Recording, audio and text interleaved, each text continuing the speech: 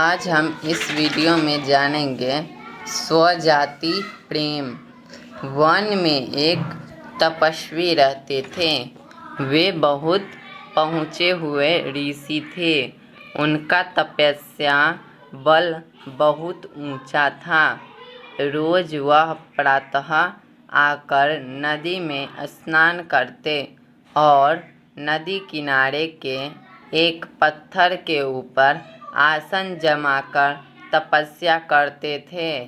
निकट ही उनकी कुटिया थी, जहाँ उनकी पत्नी भी रहती थी। एक दिन एक विचित्र घटना घटी। अपनी तपस्या समाप्त करने के बाद ईश्वर को प्रणाम करके उन्होंने अपने हाथ खोले ही थे कि उनके हाथों में एक नन्ही सी चूहिया आ गिरी। वास्तव में आकाश में एक चील पंजों में उस चूहिया को दबाए हुए जा रही थी और संयोगवश चूहिया पंजों से छूटकर गिर पड़ी।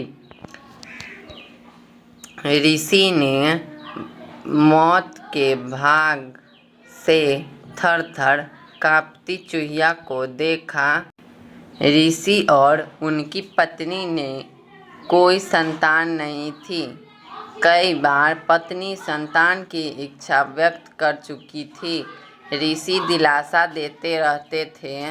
ऋषि को पता था कि उनकी पत्नी के भाग्य में अपनी कोख से संतान को जन्म देकर माँ बनने का सुख नहीं लिखा है।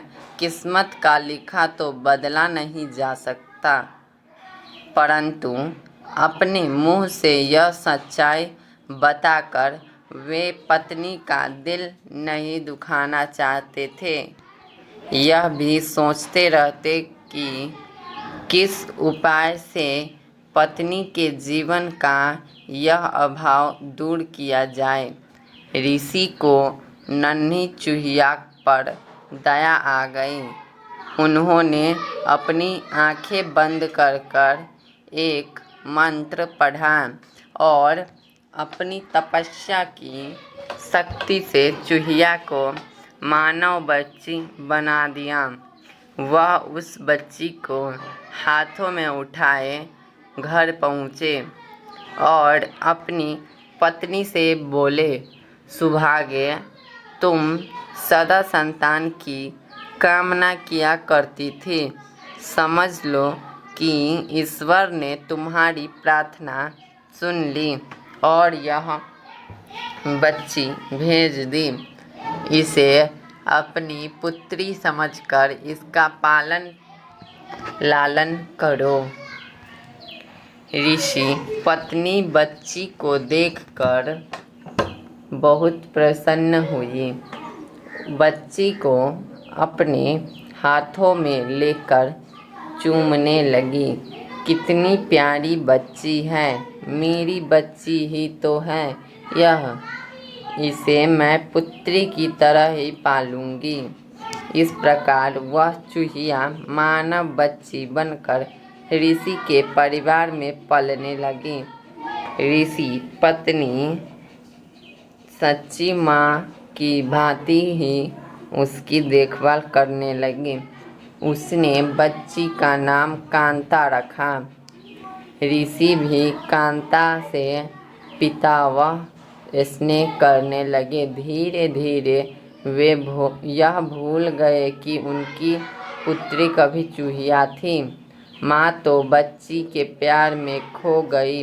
वह दिन रात उसे खिलाने और उससे खेलने में लगती रहती।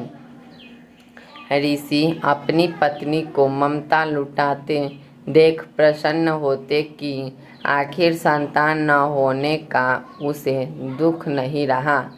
ऋषि ने स्वयं भी उचित समय आने पर कांता को शिक्षा दी और सारी ज्ञान विज्ञान की बातें सिखाई। समय पंख लगाकर उड़ने लगा। देखते ही देखते माँ का प्रेम तथा ऋषि का स्नेह व शिक्षा प्राप्त करती कांता बढ़ते बढ़ते 16 वर्ष की सुंदर, सुशील व योग्य युवती बन गई। माता को बेटी के विवाह की चिंता सताने लगी। एक दिन उसने ऋषि से कह डाला, सुनो, अब हमारी कांता विवाह योग्य हो गई है, हमें उसके हाथ पीले कर देने चाहिए। तभी कांता वहां आ पहुंची। उसने अपने केसों में फूल गूंथे रखे थे। चेहरे पर यौवन दमन रहा था। ऋषि को लगा कि उनकी पत्नी ठीक कह रही है। उन्होंने धीरे धीरे से अपनी पत्नी के कान में कहा, मैं हमारी बेटी के लिए अच्छे से अच्छा वर ढूंढ निकालूंगा। उन्होंने अपने तपोबल से सूर्यदेव का आवाहन किया। सूर्य ऋषि के सामने प्रकट हुए और बोले, प्रणाम मुनि श्री, कहिए, आपने मुझे क्यों स्मरण किया, क्या आज्ञा है? ऋषि ने कांता की ओर इशारा करके कहा, यह मेरी बेटी है, स्वर्ग गुण सुशील है। मैं चाहता हूँ कि तुम इससे विवाह कर लो।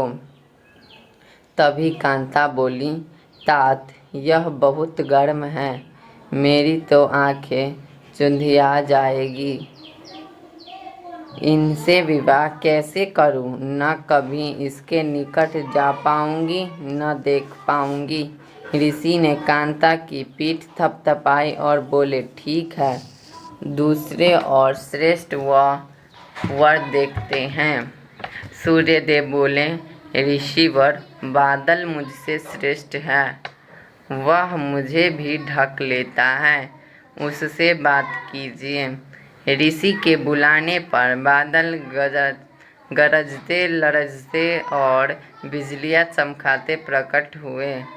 बादल को देखते ही कांता ने विरोध किया, तात, यह तो बहुत काले रंग का है, मेरा रंग गोरा है, हमारी जोड़ी नहीं मिलेगी।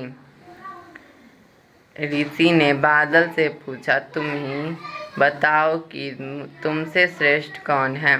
बादल ने उत्तर दिया, पवन, वह मुझसे भी उड़ाकर ले जाता है, मैं तो उसी के इशारे पर चलता रहता हूँ। ऋषि ने पवन का आवाहन किया। पवन देव प्रकट हुए तो ऋषि ने कांता से ही पूछा, पुत्री, तुम्हें यह वर पसंद है? कांता ने अपना सिर हिलाया, नहीं तात, यह बहुत चंचल है, एक जगह टिकेगा ही नहीं, इसके साथ गृहस्थी कैसे जमेगी?